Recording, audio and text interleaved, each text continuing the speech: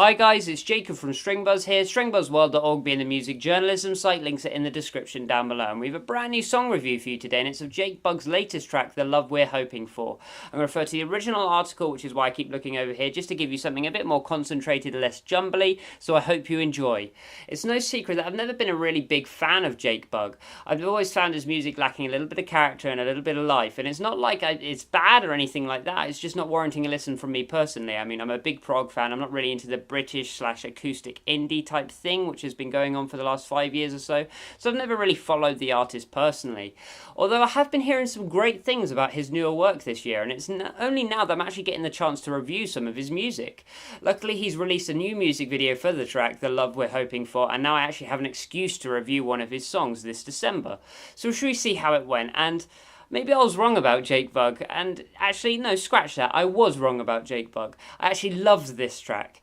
Sure, there are a couple faults which I can talk about a little bit later, but for the most part this song had me gripped in tight. It barely even sounded like Jake to me, or at least Jake who I remember.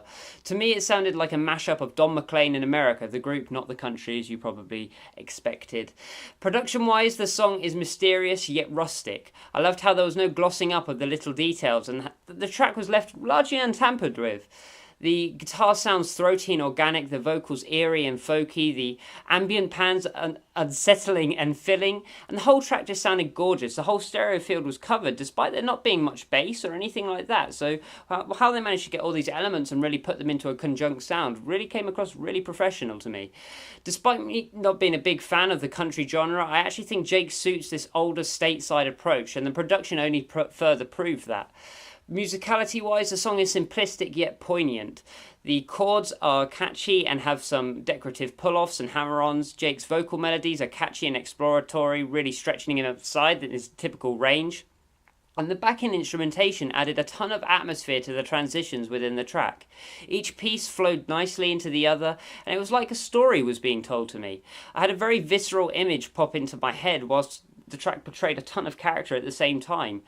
My only problem really lies around, again, that this track doesn't include a bridge. It's another song we've heard this year which hasn't included a bridge. But in a way I can understand this decision, as it wasn't meant to have that many obvious dimensions. I mean, the bridge could add in a lot of cliche and stuff, which is what you don't want. And I think this song is meant to be left somewhat ambiguous rather than just knowing what comes next in a predictable manner. So it was nice to see him at least keep this flow on. And it's not like he didn't include any decoration or anything.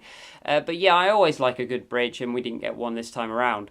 Lyrically, the song is bitter and dark, but applicable to anybody who's listening to it. It's one of those tracks that differ on the listener when it comes to perspective and understanding.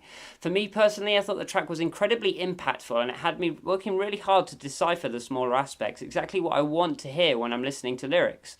All in all, this is a great track and one of the best of the week by a country mile. I definitely recommend you give this one a listen. I gave this one a G rating of 8 out of 10.